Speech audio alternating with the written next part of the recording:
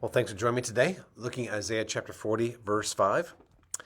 And the glory of the Lord shall be revealed, and all flesh shall see it together, for the mouth of the Lord has spoken. So verses 3 through 5 really are a unit here in Isaiah 40. And of course, they're looking ahead to the coming king, the coming servant of Jesus.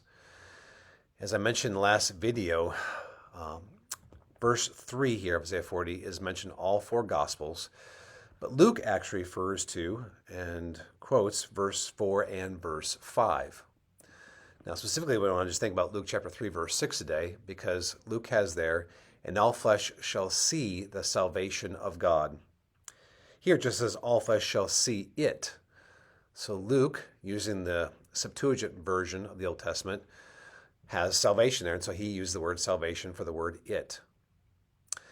Now, as we think about the glory of God being revealed here, we think about God's glory, there's kind of three possible references to it. Specific references. One, it can refer to God's presence. And when God shows up, there is a revelation or manifestation of his glory, his presence. Second of all, it can refer to his character or his attributes. Maybe one or many are being highlighted different ways in the scriptures. This is God's glory. But thirdly, it can refer to a work or many works of God and how they reveal God's glorious nature. Now, ultimately, again, we see God's glory being revealed in the cross. And this is the New Testament fulfillment of this. So as we think about the cross, all three of those aspects are at work.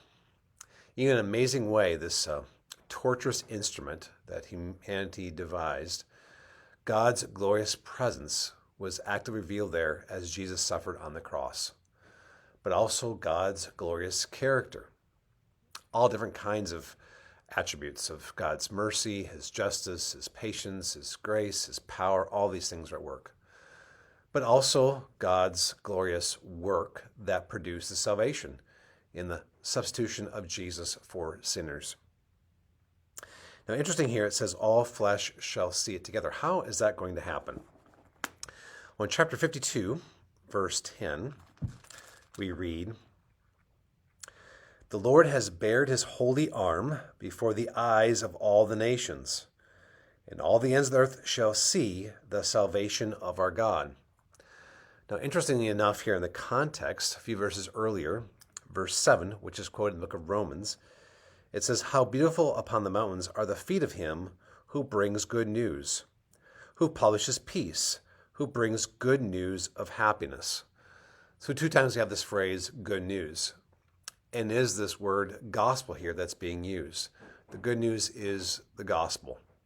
How beautiful are the feet of those who proclaim the good gospel of God. Because the gospel does bring this salvation. And again, all flesh shall see the salvation. And so now we know this is a proclamation of the gospel, which is Christ's work. So as people hear about Christ, it helps them to see the glory of God. So we see now the connection between hearing and seeing. And again, these are very much tied together in scriptures, hearing and seeing. Galatians chapter 3 brings this out for us. Galatians chapter 3, verse 1, Paul writes to Galatians, O foolish Galatians, who has bewitched you? It was before your eyes that Jesus Christ was publicly portrayed as crucified. Now again, this is way after the crucifixion of Christ, so they didn't see it with their own eyes, but they did see it as they heard the gospel.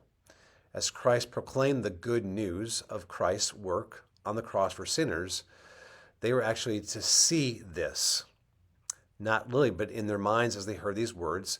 Of course, images would develop, and they would think about, and in some sense see, the glory of Christ given up for sinners. So it's through the gospel preached and received by sinners by faith that they see the glory of God. And our hearts were made to see this glory and to praise the God of glory. And so now, by the work of Christ, by the power of the Holy Spirit, we can experience God's presence. We can better understand and live by faith God's glorious attributes as they've been revealed to us. And now we can experience God's power and salvation as we have peace and forgiveness and joy and hope. And these are the effects of God's works. So keep preaching the good news to yourself and keep preaching the good news to others. Proclaim the glory of God.